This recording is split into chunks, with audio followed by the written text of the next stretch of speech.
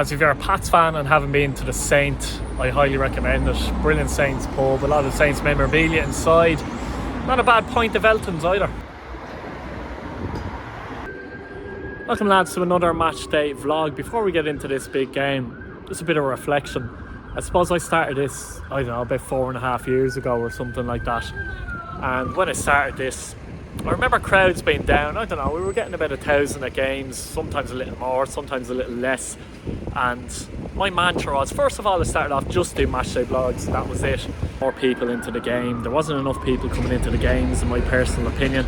I thought there was a product there. I thought, you know, we've got good ultra groups there doing a lot of great work. So that was my idea, get into the ultra groups, record these matchday vlogs, etc, etc. Not many people in Ireland were doing it, and that's the reason why I did it as well. I don't like copying people and stuff like that.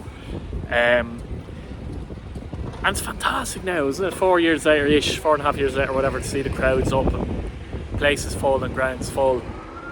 Now we probably have another issue. We need to keep this up for a start, but also we need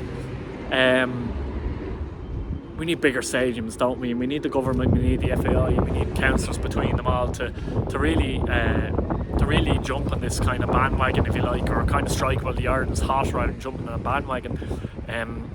Because otherwise, you do fear that eventually that things will come down again. So something we need to sort out. Pats, for example, with the Richmond Arena would have been a brilliant thing for the regeneration of Inchicore too. Unfortunately, they were shot down, not their fault. But it's very windy guys here anyway, by the way.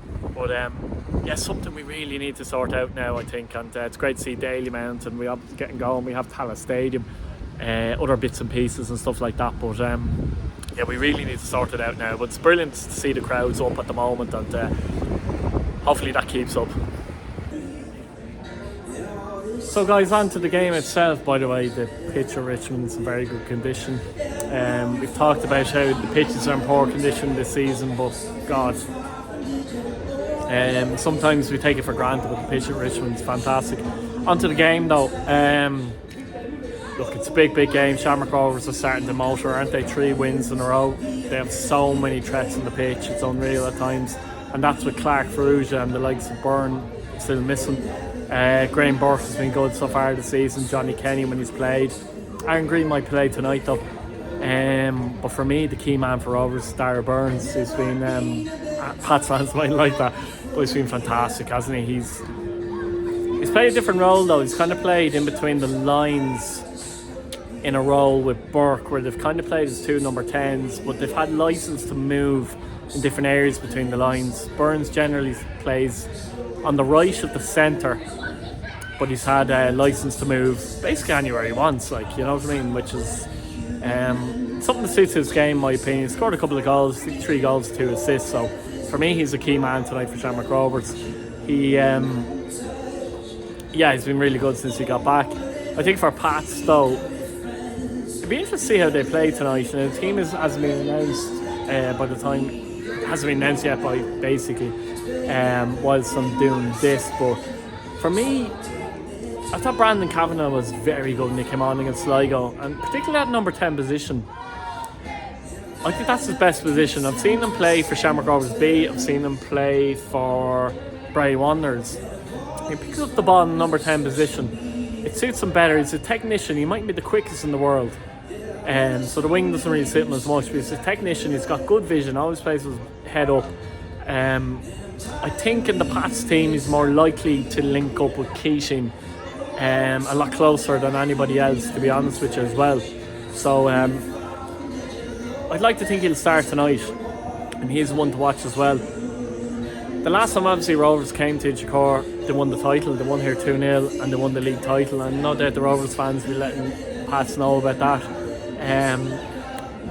But last season Pats did win here 1-0 in the first fixture of the league campaign between the sides, so you know that's something to keep an eye on as well. But I think from Pat's point of view, they've got to play with a similar structure to the way they played against Sligo. They've got to play with that structure, I think. If you'd have Levy and Nolan on the wings, for example, I think they're a bit more direct, but also their work rate and their stamina and pace to get back and help, for me, is important. Rovers, they need to run with Pico Lopez and Lee Grace as centre back, because that's their best partnership at centre back. I know they play three at the back, but they have to be in it. So it's an intriguing fixture. I think in the previous show, the Premier League show went with 1-1, so I'm going to stick with that.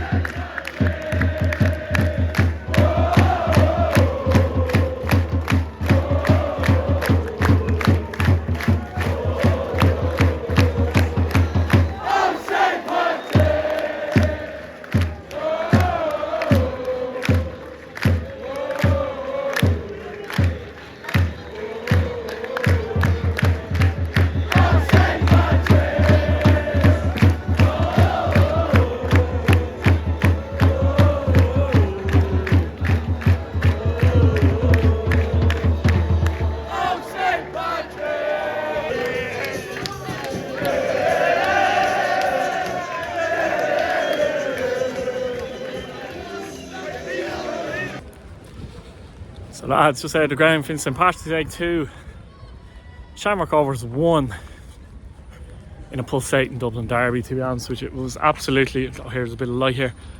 Yeah, it was a absolutely, that's a nice backdrop, isn't it? It was an absolutely brilliant Dublin derby in the end, and to be honest, Darragh Nugent gave Shamrock Rovers the lead. In the first half, I thought Rovers were very, very good. They passed and moved the ball superbly well. 1 touch, 2 touch. Graham Burke instrumental in that half as well, I thought, and some of the football's unreal. And looking at them there in the first half, you're kind of looking, you're going, no one's stopping them from winning the league. But what happened that second half, I'm not really sure. Pats pressed higher in the second half, there's no doubt about it. Forrester came on for Levy, Pats pressed higher. Joe Redmond obviously made it 1-1, and then I think Poles makes a mistake. It's difficult from where I am, I'd have to see it later, and Alex Nolan finishes off in the space of a few minutes to say to give Pats a 2-1 lead. But Pats' second half, the bite, the tenacity, determination and quality was absolutely fantastic, to be fair to them. It was an unbelievable derby. Man the match, I'm going to give it to Conor Keeley. I think it was colossal at the back for Pats. Redmond was very good, Bolger was very good again, but I'll give it to Conor Keeley. He made a very important challenge at one stage. I think it was a 2-1, obviously. Happy? Sorry. Yeah, he made a brilliant challenge at one stage. Rovers had a chance at the end, though, as they normally do, didn't they? I'm not sure if it was her or Clark. You get involved in the excitement of the game, you almost can't see properly. It's very strange. But and Rodgers makes a save, but very big win for Pats on the back of beating Sligo. Very big win for Pats. Huge win, actually. 6 out of 6 in the last couple of games at Richmond Park. And they look more solid, don't they, with the likes of Bolger in midfield and that as well, I think, alongside Jamie. Rovers, for their part, second defeat of the season only, stopped some momentum a little bit. Still the team to beat for me, to be honest with you. But lads, let us know what you think in the comments. If you're a Pats fan or Rovers fan, let me know what you think. Subscribe to the channel. We'll see you later.